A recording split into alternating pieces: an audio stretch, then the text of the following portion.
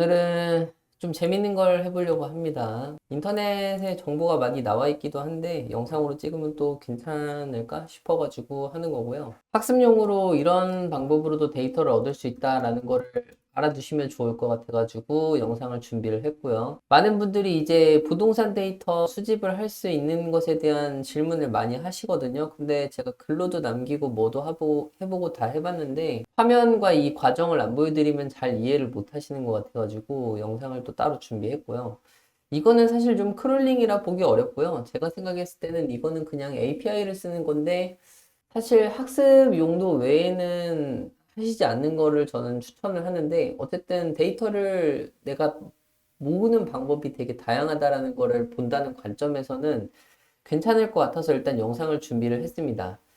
자, 네이버 부동산을 들어가면 우리가 이렇게 정보를 볼 때 특정 위치를 이렇게 집어넣으면 이렇게 매매 정보가 쭉 뜨고 이 데이터를 이제 정리를 해서 보고 싶을 수가 있어요. 왜냐면 이 데이터 지금 보시면 아시겠지만 화면이 굉장히 복잡하고 이 확대하고 줄이는 거에 따라서 이 정보의 양이 달라지기 때문에 그리고 또 기본적으로 굉장히 양이 많죠. 그래서 내가 만약에 이 부동산 거래에 굉장히 관심이 많다라고 한다면 이 정보들을 좀 일목요연하게 정리를 해서 보고 싶을 수가 있는데 이제 네이버에서는 별다른 기능을 제공하지 않아서 이렇게 지도 상태로만 봐야 되는 게 이게 사실은 좀 한계입니다. 그래서 데이터를 보려면 어떻게 해야 되냐 이런 질문을 많이 하시거든요.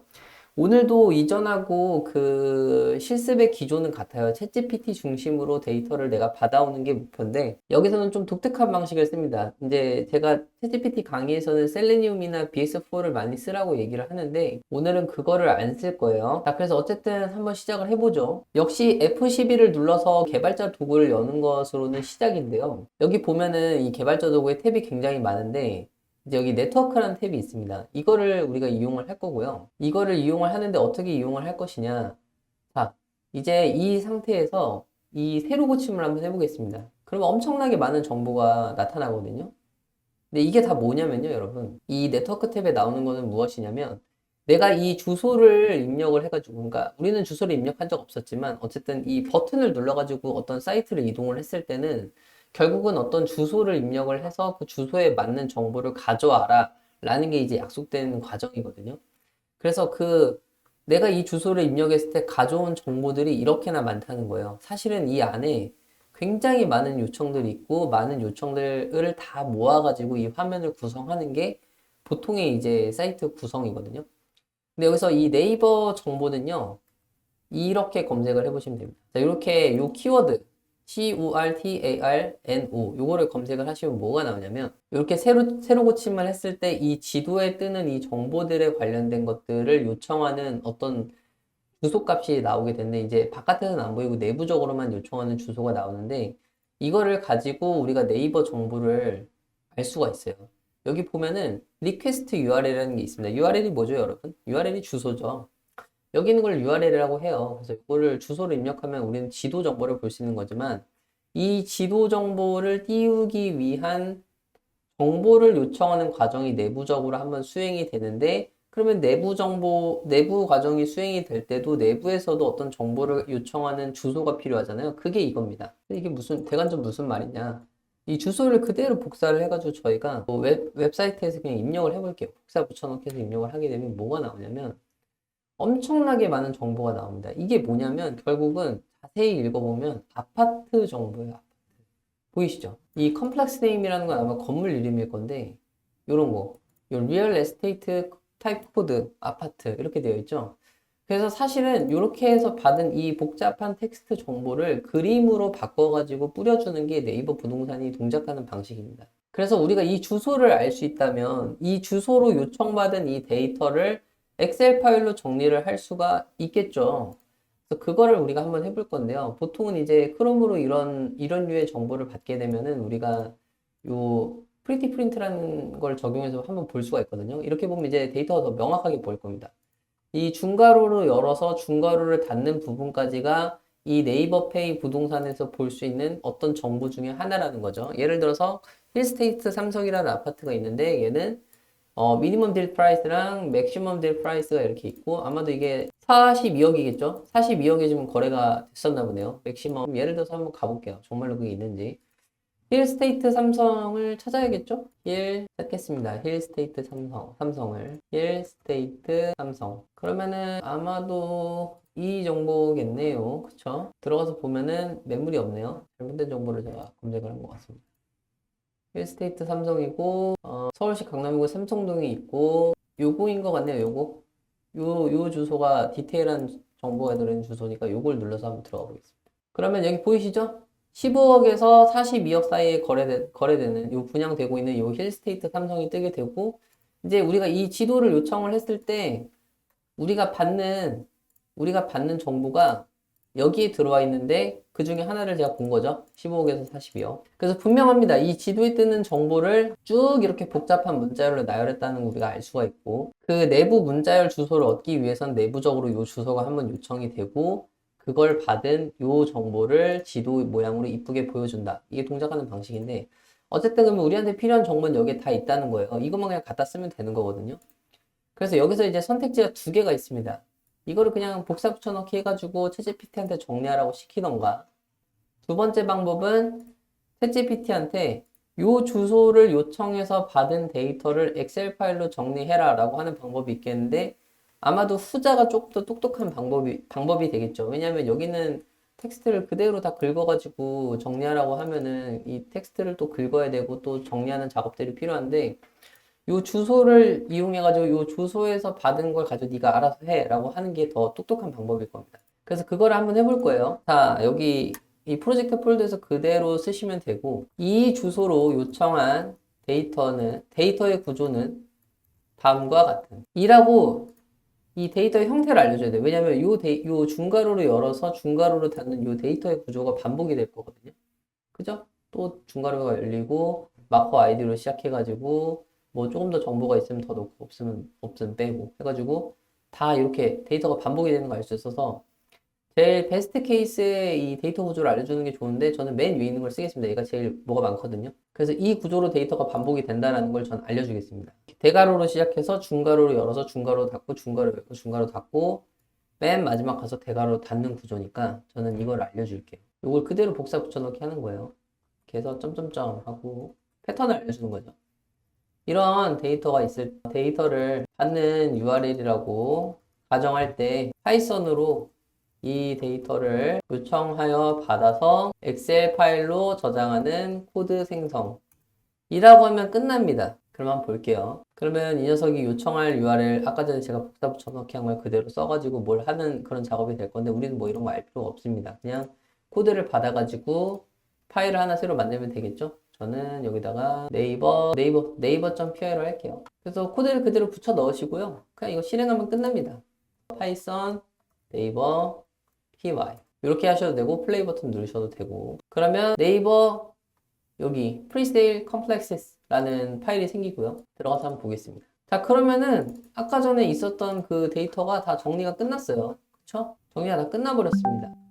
여기 보면은 지금 여기 아파트 이름이랑 여기 뭐 위도와 경도값 등등 해서 그 아까 전에 봤던 데이터가 다 들어와 있고요. 뭐 이게 타입이 뭐 아파트인지 뭐 분양인지 이런 것도 구분이 다 돼서 제대로 들어온 것 같고, 이거는 면적이죠. 면적도 제대로 들어온 것 같고, 여기 보면은 지금 값이 있는 것도 있고 없는 것도 있는데, 뭐 값이 없는 거는 아마도 저거겠죠. 아직 뭐 분양 예정이 없거나 뭐 가격이 정해지지 않았다거나, 뭐 또 영 같은 거는 뭐 거래를 하다가 뭐 이제 물량이 없어가지고 빠졌거나 뭐 그런 거인 것 같아요. 그래서 이렇게 부동산 정보를 아주 쉽게 받아서 볼 수가 있었고요.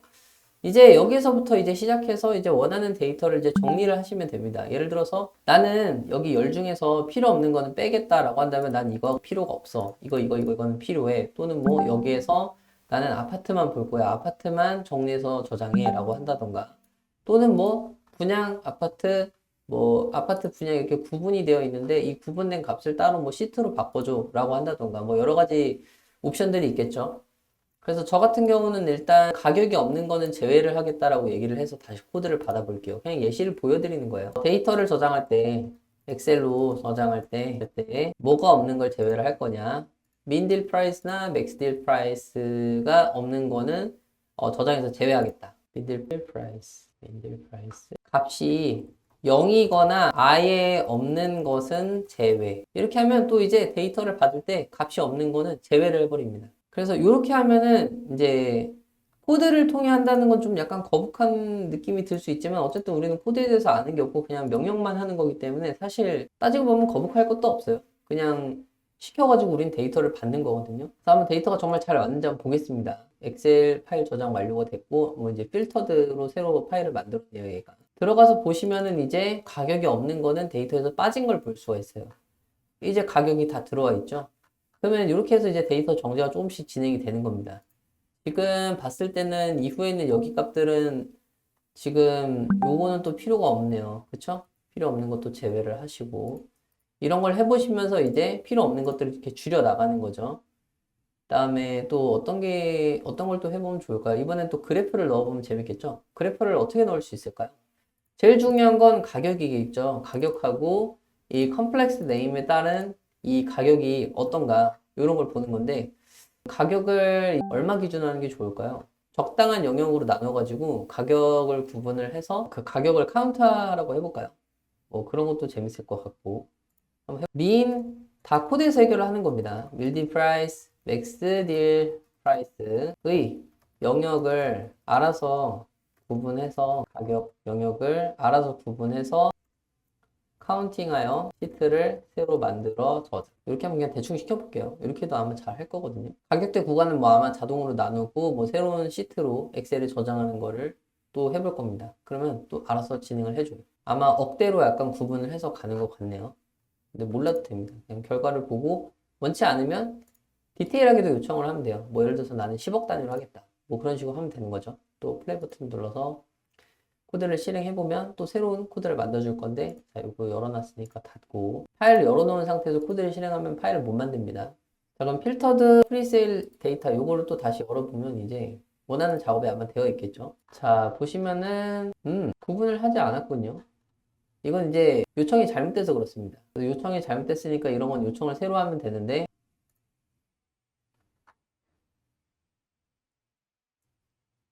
시트가 새로 만들어지지 않았다고 해볼게요.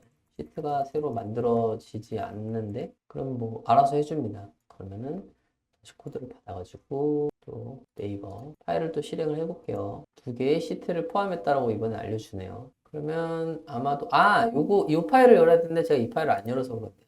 들어가 보겠습니다. 자 그러면 가격 구간 통계가 보이죠? 이렇게 되면은 이제 단위별로 구분한 시세가를 볼 수가 있고요. 지금 제 생각에는 이런 건물이 있나요? 220억이나 되는 건물이 있나요? 있나 보네요.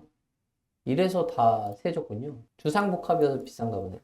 아무튼 이렇게 되면은 데이터를 통해서 또 볼 수 있는 것들이 또 새로워지죠. 이렇게 이제 네이버 부동산을 간단하게 이제 수집을 해볼 수가 있고요. 사실 이거는 뭐 그렇게 대단한 건 아닙니다. 그냥 네이버 페이 부동산에서 보여주는 데이터가 내부적으로 어떻게 요청이 돼서 오는가에 대해서 그냥 보는 건데 이제 하나만 더 해볼까요? 이거 하나만 하면 좀 아쉬우니까 다른 지역을 한번 보겠습니다. 뭐 예를 들어서 내가 뭐 중랑구를 보겠다. 중랑구도 마찬가지예요.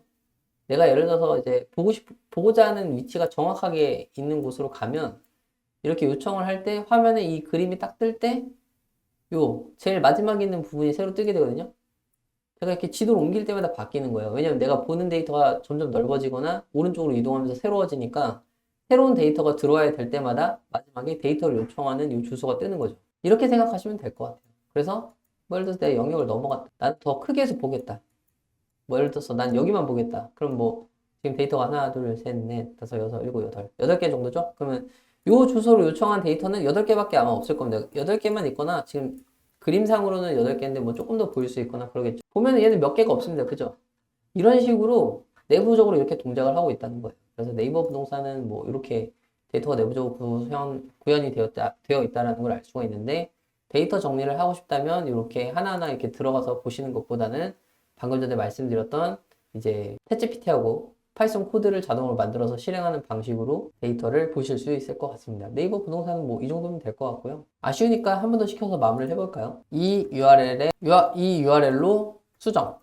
이렇게 하면 그냥 URL 바꿔가지고 코드는 그대로 유지를 해줄 겁니다. 그러면은 이제 뭐 여러 가지 작업을 뭐 해주는 것 같은데 이미 작업을 한 것 같군요. 그냥 해볼게요. 별다른 건 없을 겁니다. 이것도 플레이 버튼을 누르게 되면은 가격 정보가 없다고 하는군요. 이거는 URL을 잘못 입력해서 그런데 이게 챗GPT가 하는 게 결국 랜덤이기 때문에 어쩔 수가 없습니다. 다시 그냥 시켜볼게요. 뭐라고 하는군요. 다시 하겠습니다. 이렇게 해가지고 다시 실행을 해보고 그러면 또 파일이 새로 생겼죠. 컴플렉스 디테일 1006이라고 한 거 보니까 여기 있는 것 같습니다. 이렇게 되면 이제 에러가 나는데 이건 주소가 잘못된 거예요. 요거를 해야 되는데 이 주소를 안 했네요. 제가 주소를 잘못 넣어줬네요. 여기서 다시 하겠습니다. 오케이. 다시 하겠습니다. 그러면 또 주소를 바뀐 위치, 어디로 추정이 된다, 그런 얘기까지 해주네요. 그쵸? 근데 거의 맞는 것 같아요. 그러니까 엄청나게 많이 그 챗GPT한테 요청을 하고 있나 봐요. 그러니까 이 녀석이 이걸 아는 거겠죠? 아무튼 얘도 코드를 실행하면 이제 또 이렇게 남양주 분양단지 가격 통계 아마 이걸로 이제 저장이 됐을 거고 파일을 열어서 보면은 아까 전에 말씀드렸던 대로 8개죠? 8개밖에 지금 데이터가 안 들어와 있습니다. 하지만 이제 우리가 앞에서 요청했던 작업들은 다 마친 상태죠. 몇 억 사이에 단지수가 몇 개가 있다. 이제 이런 걸 보시고 나서 이제 디테일하게 들어가서 데이터를 보는 게 조금 더 좋겠죠? 그래서 그런 방식으로 아마 이용할 수 있을 것 같고요. 포토도 있는 거 보니까 이거 주소까지도 아마 들어가서 사진도 볼 수 있는 것으로 보이는데 어쨌든 네이버 부동산 데이터는 이렇게 보시면 될 것 같습니다. 별로 어려운 게 아니죠. 여기 같은 경우는 이제 우리가 셀레니움이나 BS4를 쓸 게 아니기 때문에 요소 위치나 이런 걸 볼 필요가 전혀 없었고요.